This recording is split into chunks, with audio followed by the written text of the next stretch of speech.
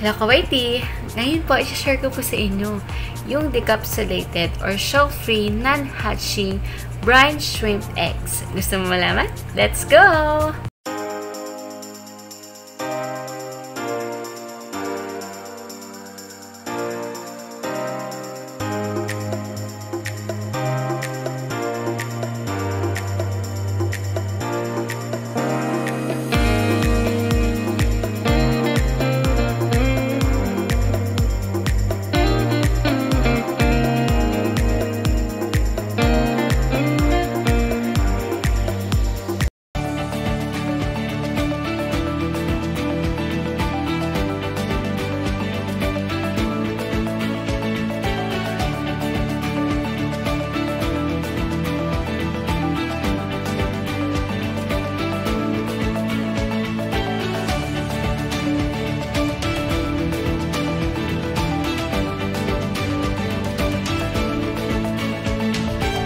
So, ano nga ba yung decapsulated? The capsulated typically fed directly to a wide variety of tropical fish, providing excellent nutritional value without the necessity and downtime of hatching.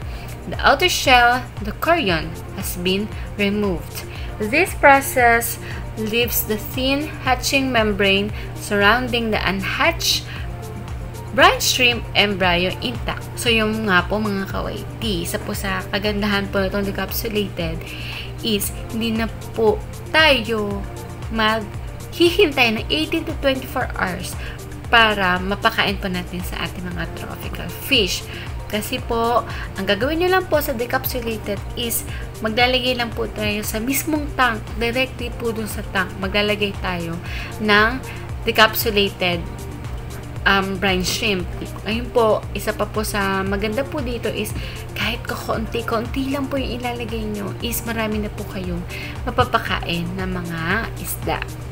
Isa pa po dito mga kawaiti, yung binili po kasi naming decapsulated, which is from Shopee. Yung binili po namin sa kanila is meron po siyang malunggay and spirulina. Sobrang healthy po siya ipakain sa ating mga tropical fish. So, sa mga nag-grooming naman po, perfect po ang decapsulated sa pag-groom ng mga guppy, ng mga molly, ng mga, especially sa mga fry. So, maganda po itong decapsulated sa ating mga fry. So, pwede nyo po itong bilhin at pwede nyo pong ipakain sa ating mga fish. Isa pa po mga kawaiti is rich in protein po ito. So, hindi na po natin iisipin na baka hindi healthy na papakain natin kasi po ito pong decapsulated is magandang ipakain sa ating mga fish. So, yung lipids and amino acids are left largely intact po doon sa ating decapsulated. So, alam naman po natin kapag amino acids and lipids, ito po yung mga both critical for good health. So, kapag ang amino acids and lipids po is nandun pa rin po, pag pinakain po natin sa ating mga fish, sigurado po na magiging healthy po sila. So, share ko lang din po mga kawaiti kung paano po namin pinapakain, kung gano'n lang po kaunti ang pinapakain po namin sa aming mga guppy fish. Panoorin nyo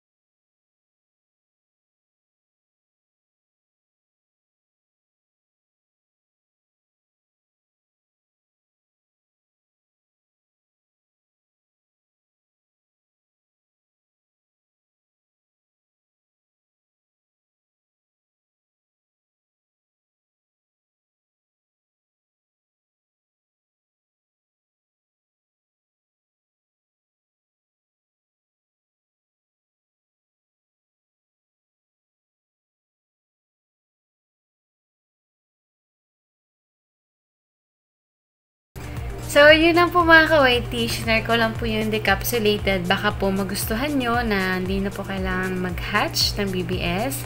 So, ganun lang po kadali.